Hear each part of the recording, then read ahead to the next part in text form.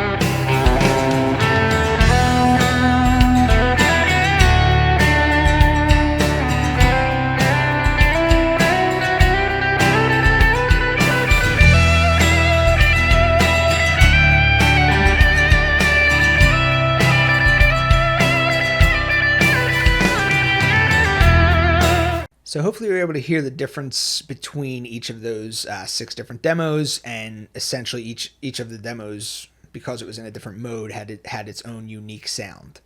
So some sounded a little brighter, some sounded a little darker, some sounded a little happier. They each had their own kind of unique sound, and that's the idea behind modes. Modes are just sounds. So everything that I was doing there was all from the key of G major. G major was the parent major scale of every single example that I played in the beginning. So I only played notes from the G major scale. I only used chords from the key of G major. It was depending on which specific chord I was dictating to be the tonal center, determined what the overall sound was, or the overall mode that I was playing in. So just as a quick refresher, the key of G major contains 7 notes. Those are G, A, B, C, D, E, and F sharp. And then for each of those scale degrees, you can make a chord. So the 1 chord in the key of G major is G major, the 2 chord is A minor, 3 chord is B minor, 4 chord is C major, 5 chord is D major, 6 chord is E minor, 7 chord is F sharp. That's a diminished chord, a type of diminished chord. And then for each of the 7 degrees, you have an associated mode. So 1 is Ionian, 2 is Dorian, 3 is Phrygian, 4 is Lydian, 5 is Mixolydian, 6 is Aeolian, and then 7 is Locrian. So we're only going to be focusing on the first 6 for this lesson, the 3 major chords, the 3 minor chords. We're not really going to be focusing on Locrian or that diminished chord. So you have your circle of fifths. Your circle of fifths groups the first 6 chords of any key in a grouping of 6 like so. So those were the only 6 chords I was using. I was only using, G, A minor, B minor, C major, D major, and E minor, and I was only using notes from the G major scale. Everything about those demos was all G major. That was the parent major key, but because I was dictating different chords within that key to be the tonal center, it was producing different sounds, and those sounds are known as modes. So that's what this lesson is all about. So when you're playing in a key, in this case we're in the key of G major, the strongest pull of a chord progression is always going to be to kind of resolve on the 1 chord. And the 1 chord in this example is the key of G major. So the more chords that you use in your progression, the more it's going to want to resolve to the G major chord. So let me just kind of show you what I'm talking about. I'm just going to strum some chords from this key, any of these 6 chords in any random order.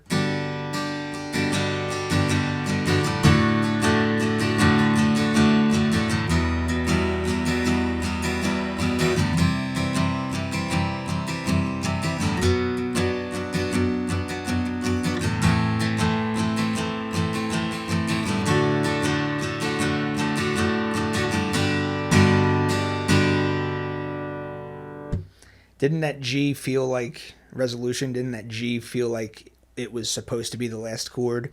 That felt like the tonal center. So I was using a bunch of different chords there, and the more chords that you throw into your progression within a key, the more likely it's going to want to pull back to that 1 chord as your tonal center. So modal chord progressions generally, more often than not, have 2, maybe 3 chords. If you start using more chords than that, it's gonna be very difficult to make it modal, something other than Ionian or Aeolian. So I said the strongest mode is like the Ionian mode. The second strongest mode is the Aeolian mode. So if I wanted to resolve on E minor, I could have done that too. I could have done the same type of chord progression.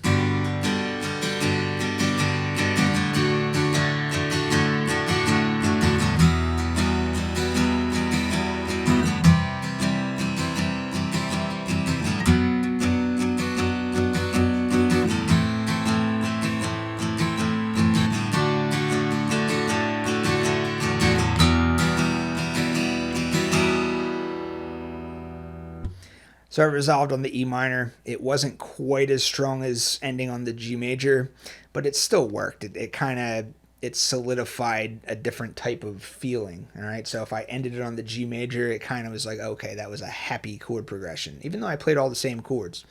The second time around, I ended it on the E minor progression. It's kind of solidified in your mind. Okay, that was a bit of a sadder chord progression or a sadder song. And the only thing I did was end on an E minor instead of a G major. So, Ionian is your strongest mode. Aeolian is your second strongest mode. every other mode, the Dorian, the Phrygian, the Lydian, the Mixolydian, they can be used in the context of a chord progression. But if you use a lot of chords, it's going to be more difficult to make it modal. And when I say modal, of course, I'm talking about stuff other than Ionian or Aeolian. So that's the first thing to understand. So the next thing you want to understand is what is known as the characteristic chord combination. So when you recognize a characteristic chord combination, that is a very good indication of a modal chord progression. So the best way to explain this is, let's take another look at our circle of fifths. So, these are the chords that we're using for our to create these different modal chord progressions. So instead of treating the G major as the 1 and the A minor as the 2 and the B minor as the 3, instead of numbering them 1 through 6 like that, we're going to treat each of those chords as their own unique 1 chord. So major chords, they get the uppercase Roman numeral I to indicate a major chord. And then minor chords get a lowercase Roman numeral I to indicate a minor chord. And then I stands for 1. So each of these is their own 1 chord. So let's look at all the different modes. We're not going to look at Ionian or Aeolian.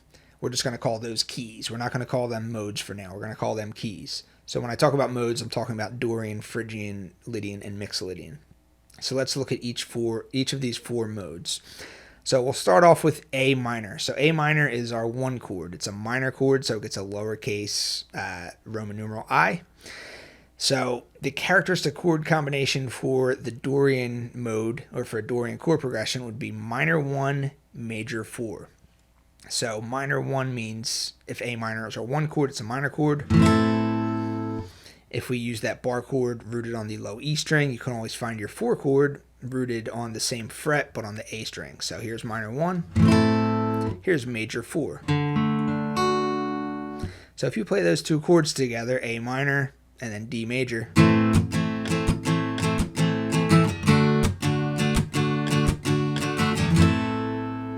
that's a characteristic chord combination letting you know that that is a Dorian chord progression. So that's your first one. So let's now look at B minor. So B minor is, we're going to call that the 1 chord. We're looking to create a Phrygian chord progression. So if B minor is our 1 chord, and ignoring all of the other chords, we're just looking at B minor. This is our tonal center, but we want to create a Phrygian chord progression using that as our 1 chord. The characteristic chord is always going to be a flat major 2 chord. So a major 2 chord would be a whole step away from B. So if this is B, a whole step higher would be, but flat 2 means it's only a half step higher. So major or minor 1, flat major 2. So if you play a B minor and a C major together, those 2 chords are only separated by 1/2 step. The first chord is a minor chord, the second chord is a major chord. That's the characteristic chord combination of a Phrygian mode. Since we started on B, it's the B Phrygian mode. So then you have Lydian and Mixolydian. So Lydian and Mixolydian are kind of the same thing. They're just kind of mirrors of each other. So let's look at C major. C major, we're calling this our 1 chord. We're ignoring all of the other chords. C major is our 1 chord. The characteristic chord combination for Lydian is major 1, major 2. So there's no flat there, so that means your major 1 and major 2 are a whole step apart. So here's your major 1 chord. Here's your major 2 chord. Major 1, major 2. If it was a flat major 2, it would be major 1, flat major 2. But that's not it. It's major 1, major 2. So C and D. So just playing those 2 chords by themselves without anything else going on to lead your ear back to some other tonal center, you have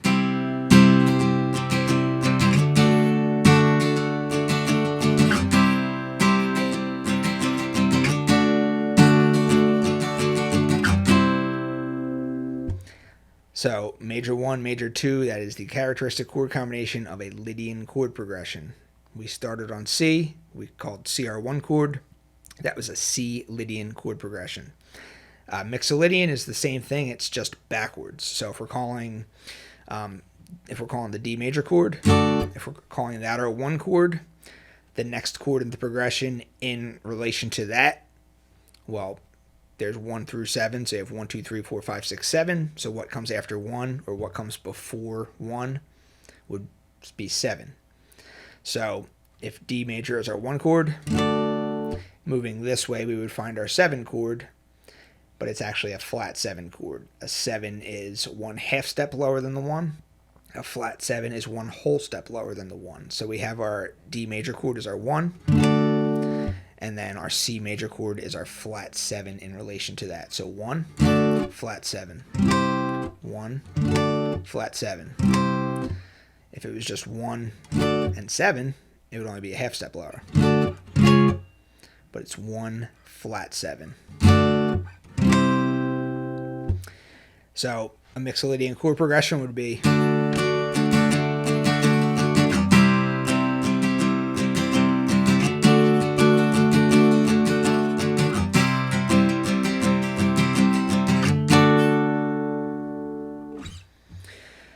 so making the D major chord the tonal center, combining it with that other characteristic chord combination, which was the flat 7, the flat major 7 chord in relation to the 1.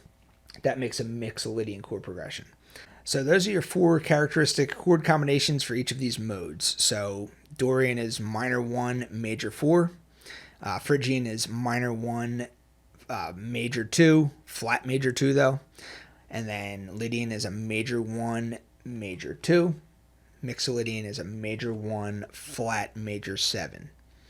So we're just treating each of these tonal centers as the 1 chord, and then we're finding the other characteristic chord in relation to what we are calling the 1 chord. All right, so when it comes to soloing over a modal chord progression, the notes that you use to solo over that modal chord progression are going to be the notes from the parent major key. Just like the chords that are used to make the chord progression, the modal chord progression, just like those chords are derived from a parent major key, the same thing applies to your soloing framework. So everything in this lesson is all coming from the G major scale. That is our parent major key. G major scale is the notes G, A, B, C, D, E, and F sharp. Those 7 notes can be found all over the fretboard, creating all different patterns and stuff like that. So if I'm soloing over a modal chord progression that was derived from the parent major key of G major, the soloing notes that I'm going to use to solo over it are going to be the notes from the G major scale. So let's say I have a modal chord progression that is A minor to D major. That's that minor 1, major 4 characteristic combination. So that is an A minor, D major progression that comes from G major. So if I wanted to solo over that, I could think to myself, okay, that's uses the same scale patterns as the G major scale. So I can think to myself, okay, G major scale patterns. I could play whatever G major scale patterns I usually find myself playing, if those are familiar to me. And that's completely fine. That is a 100% legitimate way to solo using modes.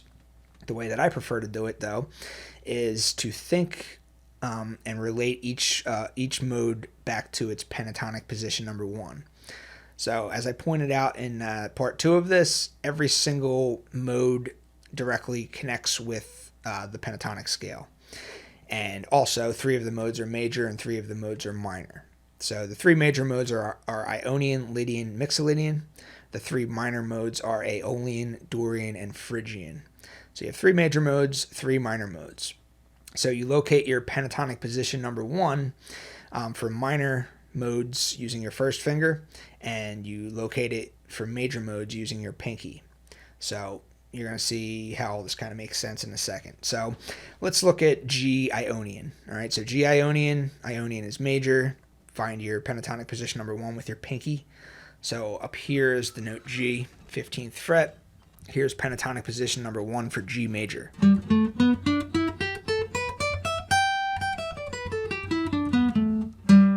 So if I want to add in my remaining notes to create the G Ionian mode, I could do that.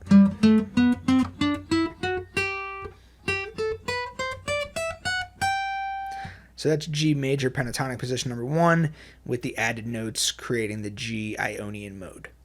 So let's look at our E minor pentatonic scale, or our E Aeolian mode. So here's your first finger, finds the note E because it's a minor mode. So here's E on the 12th fret. Here's pentatonic position 1.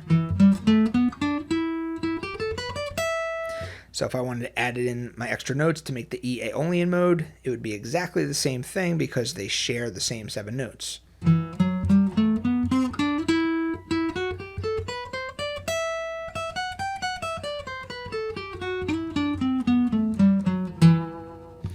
All right, so that's G Ionian and E Aeolian. So let's say I want to do the same thing for Dorian. So Dorian is a minor type of mode. I want to locate my scale root, which in this case we're calling A Dorian. First finger. So first finger for a minor mode. Here's my A. So here's A minor pentatonic.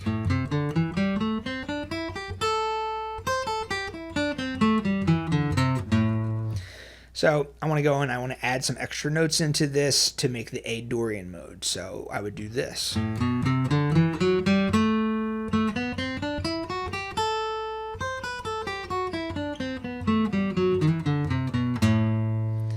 So that's the A Dorian mode. It looks a little different. I'm playing it down here now, but it's still just the same notes of the G major scale. We're still just looking at those same 7 notes. Let's take a look. So you have A, you have B, C, D, E, F sharp, G, A. So, that's just if I want to kind of play it here. It makes sense to kind of play it here, right? If I'm soloing over an A minor chord and a D major chord, and I'm trying to think of A as my tonal center, it makes sense to kind of, figure out a way to connect it with that A minor pentatonic scale that we all know and love. So.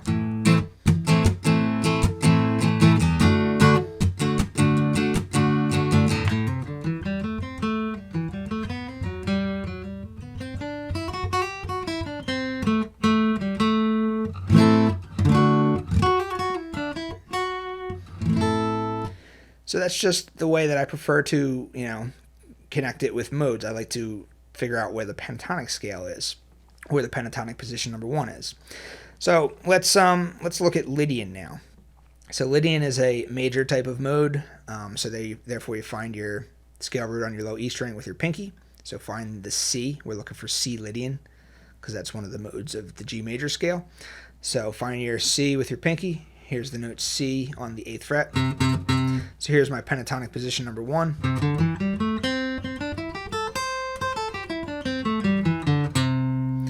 And then add in my remaining notes to get the C Lydian scale. I have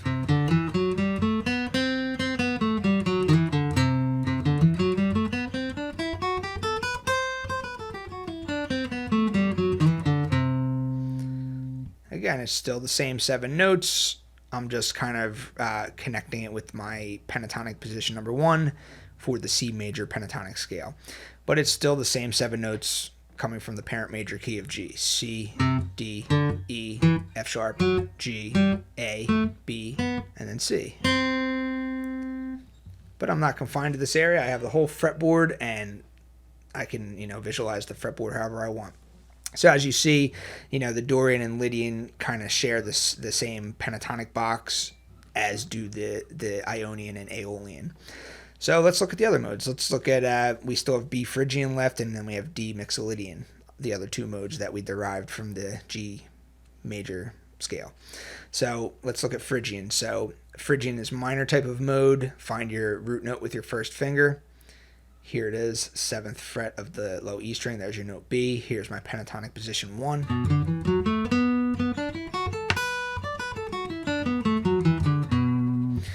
And I want to add in my remaining notes to create the B Phrygian mode.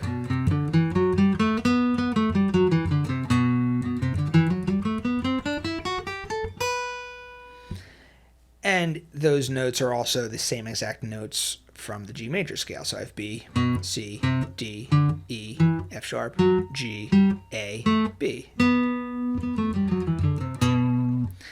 All right, it's the same thing as doing this.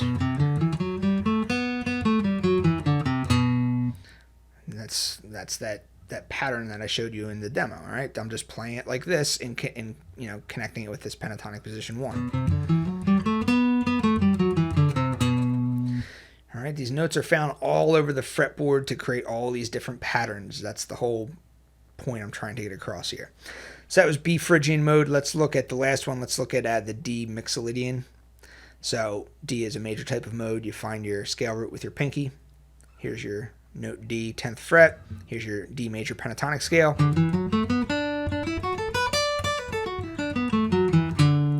Add in my remaining notes to make the D Mixolydian mode. I have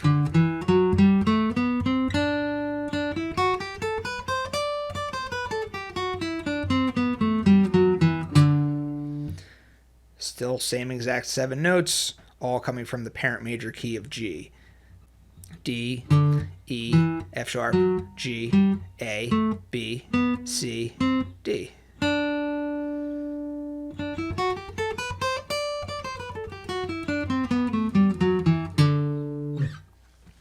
So that's just my preferred way of doing things. And I always like to relate things back to that pentatonic position number 1, if possible, because that's just a familiar looking scale.